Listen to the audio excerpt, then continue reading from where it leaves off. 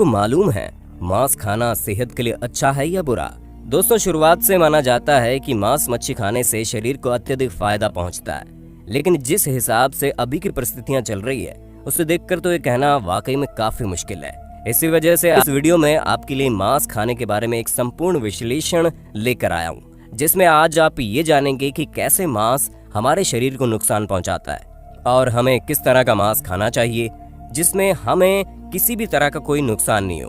चलिए वीडियो को शुरू करते हैं, लेकिन हाँ, वीडियो शुरू करने से पहले एक छोटी सी रिक्वेस्ट है। सबसे पहले दोस्तों, आज से करीब 2.5 करोड़ साल पहले वानर और बंदरों की प्रजातियां आपस में बढ़नी शुरू हो गई और इन प्रजाति में एक को होमो हैबिलिस नाम दिया गया। ऐसे में हम आपको बता दें कि ये कहा जाता है कि होमो हैबिलिस हम इंसानों के ही पूर्वज थे,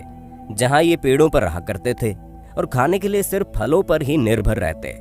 लेकिन इनकी आबादी में धीरे धीरे वृद्धि होने लगी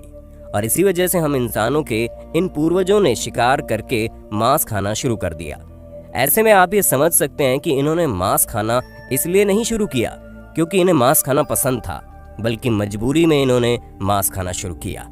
हालांकि शुरू में जब इन्हें आग जलाना नहीं आता था तो उनके लिए मांस खाना काफी कठिन हो जाता था, लेकिन धीरे धीरे जब हमारे पूर्वजों ने आग जलाना सीखा और उन्हें पका हुआ मांस काफी भाने लगा और तभी से मांस खाने का चलन शुरू हो गया, जो कई सालों तक चलता है। लेकिन दोस्तों, आज से कई साल पहले जब हमने खेती करना और जानवरों को पालना सीखा तो हमारे खाने में मांस के साथ साथ शाकाहार भी शामिल होने लगा, क्योंकि तब हम जमीन में उगती चीजों से अपना पेट भर सकते थे। अब अगर हम वर्तमान की बात करें तो दोस्तों, इस समय कई सारे ऐसे लोग मिल जाएंगे जिन्हें मांस खाना बड़ा पसंद होता है। जहां आप में से कई सारे लोग मांसाहारी होंगे,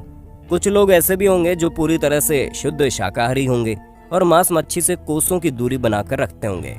लेकिन जब से कोरोना वायरस लगा है तब से मांसाहार और शाकाहार के बीच जैसे एक प्रतिस्पर्धा शुरू हो गई है कि कौन किससे बेहतर है, क्योंकि कई सारे जानकारों का मानना है कि अगर इंसान खाने में शुद्ध शाकाहार भोजन करे तो कभी भी इस तरह के खतरनाक वायरस हमारे जीवन में दस्तक नहीं दे पाएंगे,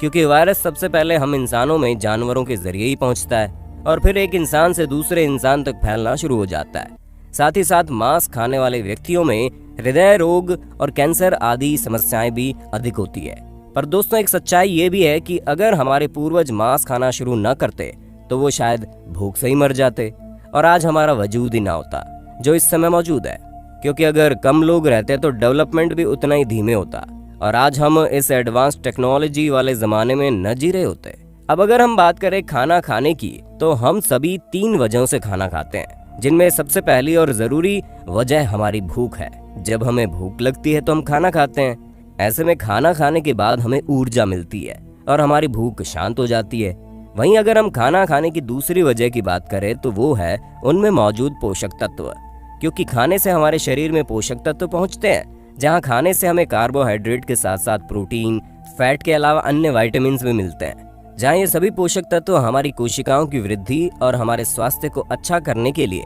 बहुत ही ज्यादा जरूरी है। पर दोस्तों, अगर हम खाना खाने की तीसरी वजह की बात करें तो वो है खाने का स्वाद, और आज के समय में तो ये वजह सबसे ज्यादा जरूरी और बड़ी हो गई है, जहाँ खाना खाने की इसी वजह के कारण मार्केट में मौजूद बड़े से बड़े रेस्टोरेंट से लेकर छोटे से छोटे ठेले में बिकने वाले फास्ट फूड तक की दुकानें चल रही हैं। ऐसे में दोस्तों, सवाल ये आता है कि मांस खाएं या ना खाएं। तो जितने लोग भी मांस खाते हैं वो इसके बारे में सफाई देते हैं कि मांस के अंदर कई तरह के पौष्टिक तत्व मौजूद होते हैं। हालांकि उनका ये तर्क बहुत हद तक सही भी है, क्योंकि मांस खाने से हमें अच्छी मात्रा में उच्च गुणवत्ता वाला प्रोटीन मिलता है और प्रोटीन हमारी मांसपेशियों की वृद्धि के लिए बेहद आवश्यक है।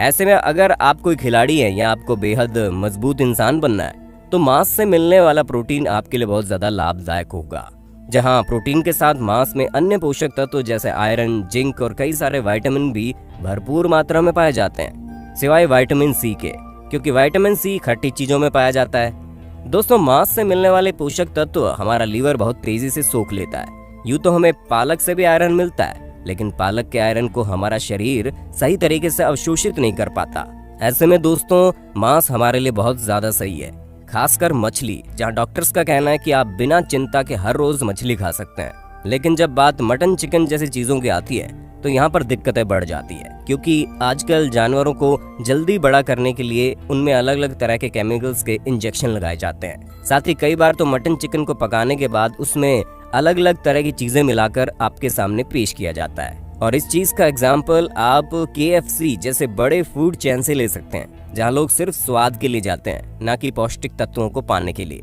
हालांकि बहुत पहले से ये चीज चली आ रही है। जो जानवर हम इंसानों के आसपास रहते हैं, हम उन्हें ही खाते हैं, जैसे कि बकरे, मुर्गे और मछली वगैरह, क्योंकि हम हमेशा से उनके साथ हैं और हमारा शरीर इन्हें खाने के लिए आदी हो चुका है। लेकिन बीमारी तब फैलती है जब हम इन जानवरों को खाना शुरू कर देते हैं, जो काफी खतरनाक होते हैं, जिनमें चमगादड़, ऑक्टोपस और सांप जैसे जानवर आते हैं। और इसी तरह के जानवर चाइना खाना पसंद करता है, जिस कारण जितने भी खतरनाक वायरस हैं, फिर चाहे वो कोरोना वायरस हो या फिर सार्स, ये सभी इन खतरनाक जानवरों को खाने से आए हैं, जो हमारे साथ ना ही कभी रहे हैं, ना ही इन्हें हमारे पूर्वजों ने कभी खाया। तो दोस्तों, अब आप समझ गए होंगे कि वो जानवर जो हमारे पास हमेशा से ही है, उन्हें खाना हमारे लिए खतरनाक नहीं है। लेकिन अगर बात चमगादड़, सांप जैसे जानवरों के मांस की आती है, तो नतीजा आप खुद ही देख सकते हैं। अगर इन्हें खाया गया तो क्या हो सकता है। बाकी हमें यकीन है कि आप समझ गए होंगे कि किस तरह का मांस सही है और किस तरह का नहीं। बाकी आपको इस बारे में कोई